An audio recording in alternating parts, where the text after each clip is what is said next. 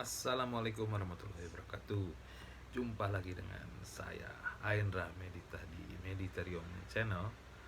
Kali ini saya ingin membacakan satu berita mengenai perkembangan tentang dibukanya batu bara ekspor lagi. Ya, banyak komen-komen yang padahal misalnya baru beberapa hari diresmikan akan menolak ekspor batu bara, lalu hanya kurang dari 2 minggu uh, dilakukan kembali tentang ekspor batu bara itu.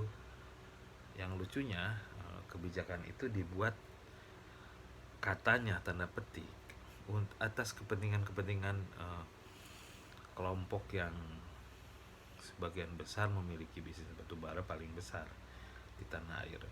Tapi saya akan mengutip tentang tulisan dari tokoh energi atau pengamat energi dari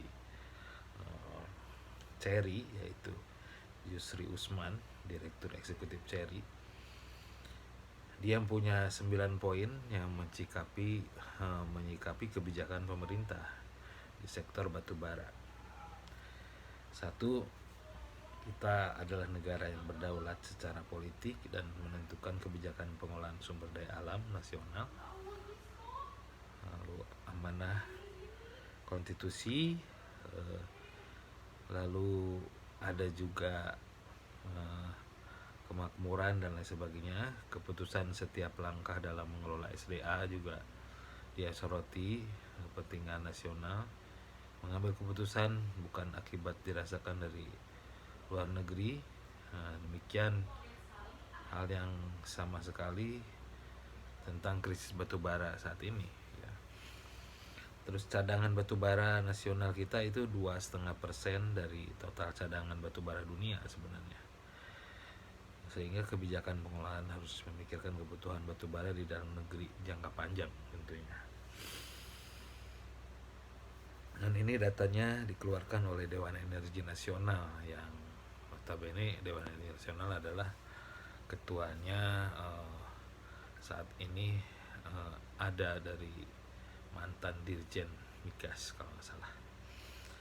Lalu ada juga soal kesalahan mendasar tentang kelangkaan batu bara terutama di wilayah PLN. Lalu ketergantungan pada pasokan batu bara tentang pembangkit listrik sesuai dengan pasal 25 Undang-Undang Nomor 4 Minerba.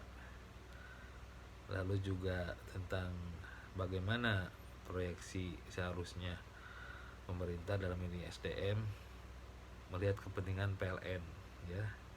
Terus kebijakan BUMN, yang Menteri BUMN dalam ini sekarang telah mencopot Direktur Energi Primer PLN. Oke. Yang 8 ada situasi krisis berkala, jadi dampak terhadap kerugian nasional. Dan 9, Menteri Kemaritiman dan Investasi penyelesaiannya ternyata tentang krisis DMO itu, krisis DMO batubara yang membentuk Badan Layanan Umum atau BLU. Harusnya juga melihat menempatkan PLN jangan sampai mengemis, semua harus dibeli PLN, semua harus ke PLN dijualnya. Ternyata memang katanya beberapa pengusaha bilang bahwa kalau PLN itu terlambat bayarnya. Dan yang menarik, pandangan dari beberapa pengamat lain, bahkan misalnya ada soal yang tercuat di Komisi 7, yaitu ada Ratu Batubara, yaitu Tan Paulin di balik batubara. Dia mafia batubara katanya. Ini terungkap di rapat Komisi 7 yang diungkapkan oleh Muhammad Nasir, kalau nggak salah fraksi Demokrat, dan dia menyebut trader batubara yang namanya Tan Paulin itu kini mencuat lagi. Siapa dia?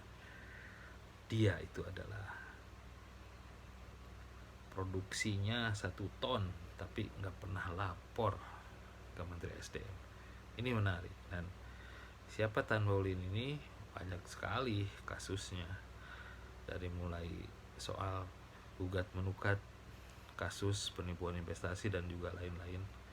Semua ada di energyworld.co.id, saya kutip di situ. Jadi nanti kita bisa baca saja di keterangan deskripsinya. Salam. Sampai berjumpa lagi dengan saya Aina Minta di Militer Channel.